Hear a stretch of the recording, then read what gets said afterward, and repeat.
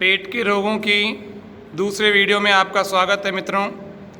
हमने पिछले वीडियो में 4 क्रियाएं देखी थी। हम इस वीडियो में भी 3 से 4 क्रियाएं देख रहे हैं। प्रथम क्रिया द्विचक्रिकासन, दायां पैर ऊपर उठाएंगे, इसी से श्वास भरते खाली करते हुए धीरे धीरे चलाएं।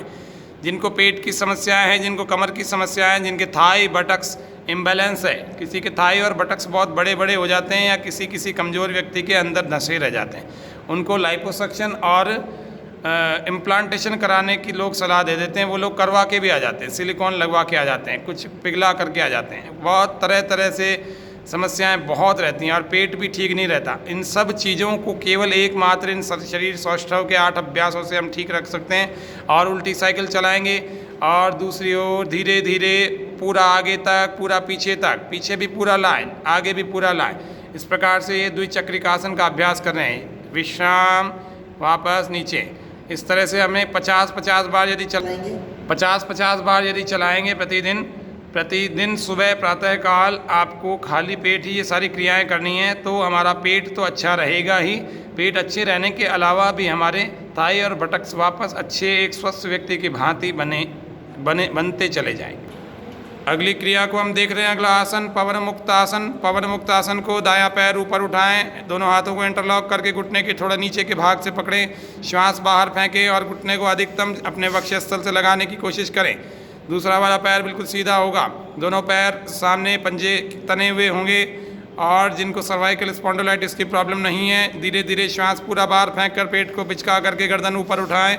उसके बाद ठोड़ी को इस प्रकार से, नासिका को इस प्रकार से हम लगाएं अपने घुटने से। ठोड़ी भी लगा सकते हैं, नासिका भी लगा सकते हैं। थोड़ी देर रोकते हैं, श्वास बाहर फेंक करके हम संकल्प मन में कर रहे हैं कि पेट में जितना पवन है वो धीरे धीरे बाहर की ओर रिलीज हो रहा है, छूट रहा है। कईयों के तो आसन करते करते ही पवन छूट जाता है। ये पवन मुक्तासन नाम ही इसका इस वजह से रखा है। धीरे से थोड़ी देर रुकने के बाद वापस आते हैं, श्वास भरते हुए धीरे धीरे स्लोली वापस आ जाते हैं। और उसके बाद दूसरे पैर से कर रहे हैं इसी को, लेफ्ट वाले से ऊपर धीरे धीरे उठाएं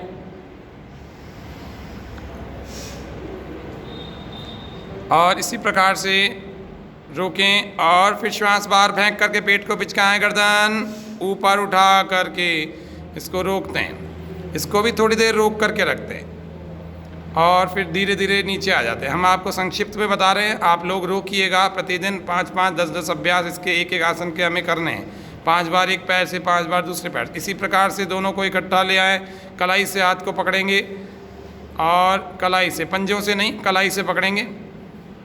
ऐसे पकड़ करके श्वास बाहर फेंके, पेट को बिचकाएं और धीरे धीरे ऊपर उठें।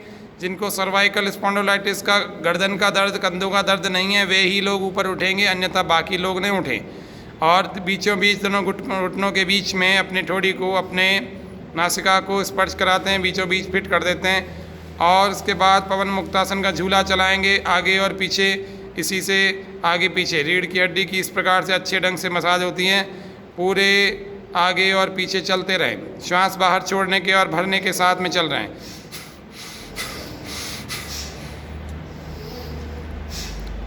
ये हमारे चैनल की जो है विशेष प्रस्तुति हैं। इसमें योग शिक्षिका भारती राजौरिया जी हमें योग की विभिन्न क्रियाओं को कर करके बता रही हैं। बहुत अच्छे ढंग से अभ्यास एक एक हमारे सामने प्रस्तुत हैं। दाएं और बाएं दोनों ओर हम झूल रहे हैं। अभी तक हम आगे और पीछे झूल रहे थे, अब दाएं और बाएं चल रहे हैं। दाएं और बाएं कैसे चलते हैं? दोनों तरफ की कोहनियाँ हमें रोकती हैं, कोहनियाँ तक आते हैं और फिर वापस आ जाते हैं। रिलैक्स। ऐसे ही 5-5, 7-7 बार प्रत्येक अभ्यास को हम करते हैं और फिर आराम। अगला अभ्यास हमारा पादांगुष्ठ नासास्पर्शासन कर रहे हैं। दाईं ओर के पैर को ऐसे ऊपर उठा रहे हैं, इस प्रकार से पकड़ें। देखो कोहनी किस प्रकार से हमारी सटी हुई है।